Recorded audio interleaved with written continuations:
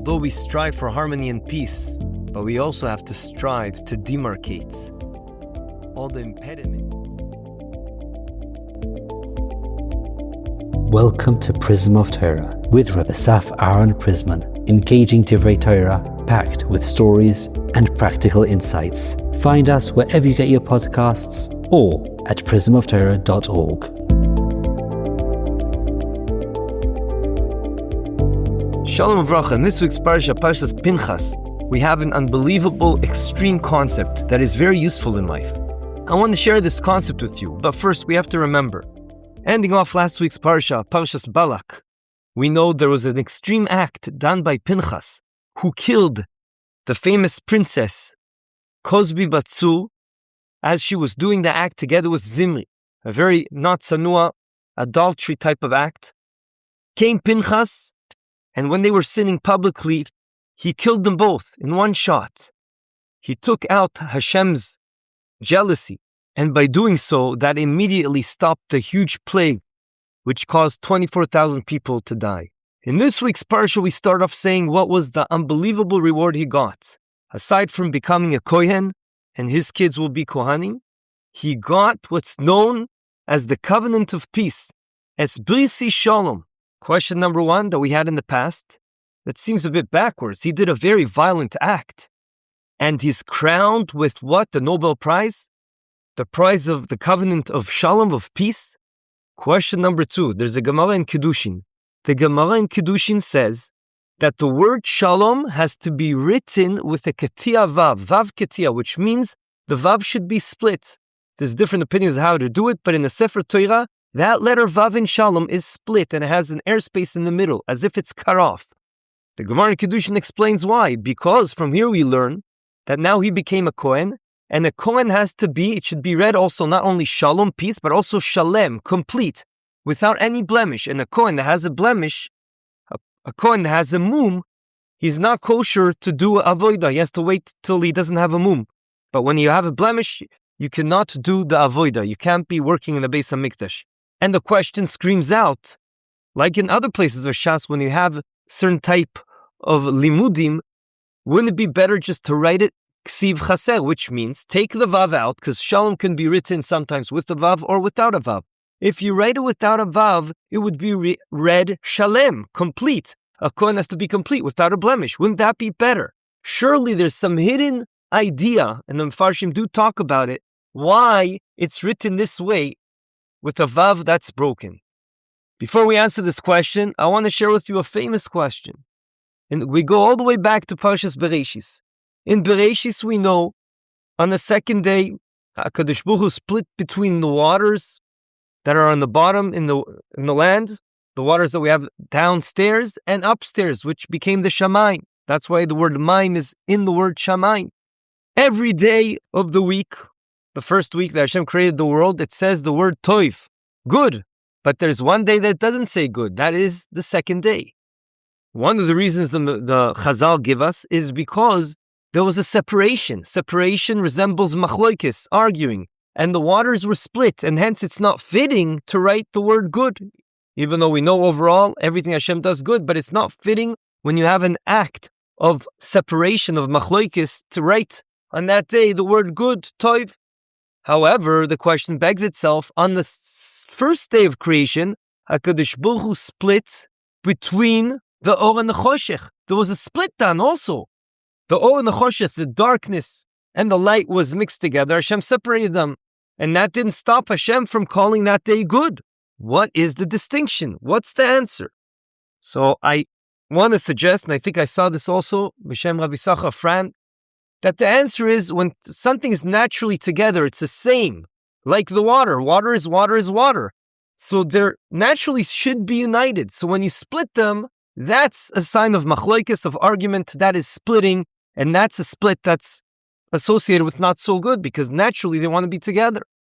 However, when it's two things that don't go together, and one has a negative impact on the other, such as darkness relative to light, over there separation is good. So it is fitting that you write the word good over there, toiv. Now what does this have to do with us? So the answer is that it's true that shalom, which represents harmony, peace, is usually associated with unity. And that's true. And usually that is what harmony and peace is all about. We take everyone together and ensure that they work together in unity and harmony. However, there are some things that can cause the harmony to break, and it won't be proper unity because of that. And hence, sometimes, instead of running after unity, the right thing to do is to run after separation. But that separation is to protect the true peace and true harmony. This is true in many things in life. That's how HaKadosh Baruch Hu created the world. And that's why sometimes a person does a lot of chesed, and chesed is good and wanting to protect chesed. But if you do chesed without any borders, without any boundaries, that is the recipe for destruction. We see that hinted in Chazal in several places, like the Mabul, when Hashem poured it on the world. Usually rain is a sign of abundance. It gives life to many things. Yet, if it keeps raining without any boundaries, that causes destruction. Same too, we see Chazal refer to unity that's not allowed as chesed.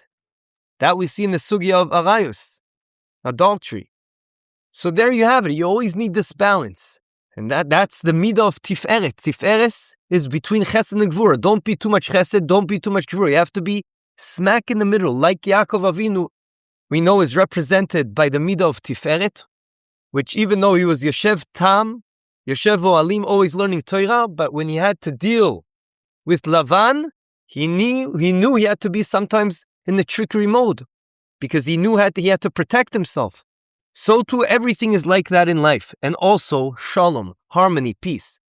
Pinchas realized that. He realized that people that are wicked, Rishaim, people that go against the Torah, because what really unites all of us is the Torah and to do Ratzon Hashem. Whoever is egocentric, he causes separation. And we want separation with him. We don't want him to be part of us, because if he only cares about himself, and worse than that, does things that are against Ratzon Hashem, we can't have him be part of us. That is going to be a deficit for the harmony and peace and Shalom. As opposed to someone that's doing Ratzon Hashem, we want to get together with him. That is what Pinchas realized. He had to take a serious measure to disconnect these people that were ruining the true peace. So to protect peace, sometimes you need a very extreme act going the other way to break the peace in order to ensure that we have true peace, the peace that HaKadosh Baruch Hu wants us to have, which is a peace that unites us to do Ratzon Hashem. Perhaps this is hinted in the pasuk in Yeshayahu that says, En Shalom l'Reshoim. There's no such thing as having peace with the wicked. This is also hinted in the pasuk in Zechariah, Perek Ches, pasuk Yutes, that it says, Es ha'emes ve'ashalom ehavu. Love the emes, the truth, and the peace. Why is truth coming first? Truth has to be first. Because if you always run after unity, the absolute understanding of Shalom is unity and harmony. If you always do that no matter what, without realizing what the truth is, which the truth is the signature of HaKadosh Baruch Hu, that has to give you a guideline and a vision what needs unity. So that has to come first before Shalom. With that, we can answer both our questions. Question number one, why is it fitting that Pinchas gets as a prize to his extreme act, a zealousy act for HaKadosh Baruch Hu? Why is he getting something that seems to be contradictory to that? The Nobel Peace Prize? Brisi Shalom, the covenant of peace? The answer is because that's exactly what he's doing. He's protecting the true Shalom, the peace. The other question we asked, so why is Shalom written with a vav that's broken? So perhaps, and on one simple level, we can say the vav is broken to show you that sometimes you have to break the unity that peace represents in order to safeguard the true peace that Hashem wants us to have, the true harmony. We have to get rid of the wicked people that try to become part of the peace, and that ruins the peace. But I want to share with you an unbelievable hint in these words that Rabbi Sachar Frand says, and it's beautiful. When you split a vav, then it looks like two vavs now. You have a vav up top and a vav on the bottom. A vav, that line, those two vertical lines, one vertical line can represent vav achibur, which we know in Lashon HaKodesh, vav connects two words together, A and B. That's A, ve, B. So that means vav is mechaber. Yes, a lot of times that's the natural way of thinking. peace, having harmony and shalom with someone, you connect to them. But also, that vertical line that looks like a vav can also represent something we have in the Ta'amim. When we lay in the Torah, it says psik. It's called psik, that vertical line, which screams out demarcation. Take a break in your breathing between word 1 and word 2. That represents that sometimes true peace needs an act to demarcate, to split, and ensure you're not united with something. Those two things are required. Like a lot of things in the world require also acting in a proactive fashion to unite, but also you have to have the other dimension of protecting and demarcating people that will ruin your true harmony, where HaKadosh Baruch Hu is in the center of that harmony. I would like to end with a story that screams out this perfectly. The famous Rav Moshe Wolfson was a businessman who traveled the world. He had a major deal in Singapore one time. And just before they were about to sign, his broker pulled him aside and said, these people are Asian, as you know, and they have a business culture. They have a very specific rules we have to abide by. How you bow down and what you wear, how you present yourself. In a nutshell, what is important and the guideline for all these ceremonial culture things is that in the room there has to be a look of uniform, togetherness. So please do us a favor to make sure this business deal goes well. Take off your kippah just for now, for a couple of minutes for the ceremony. Close the deal and then you can put it back on. Just this one time. Rav Wolfson said, I have never taken off my kippah. I am not going to take it off now. And I am not going to take it off in the future. If it costs me the deal, it costs me the deal. The broker was in shock. Big deal, just take it off for a couple of minutes. He spent 6 months, this broker, building up this deal. But Rav Wolfson walked into the room with his kippah on his head and didn't care. The owner of the company, the man that was representing that other company signing the deal, walked straight over to him. He looked at the kippah, then reached into a bag, pulled out a bottle of water and said, here, make a bracha. Rav Wolfson himself was in shock. How do you know what a bracha is? The man explained. He was from Singapore, Asian born.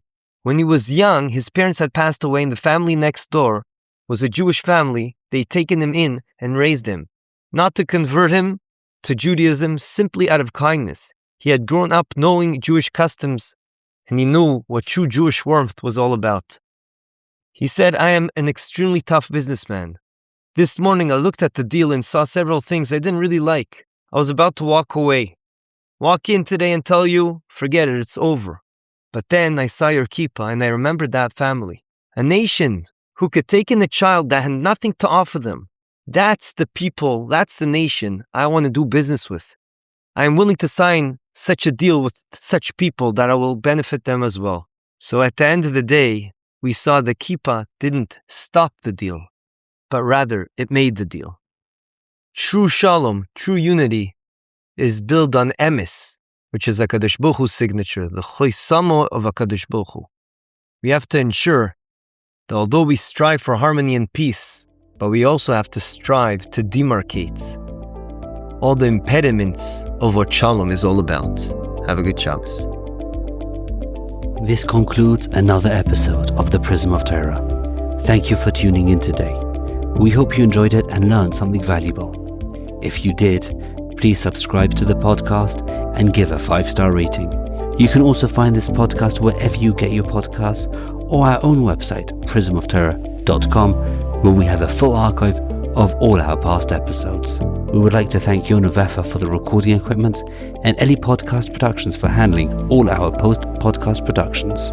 Join us next week for another enlightening conversation on the Prism of Torah.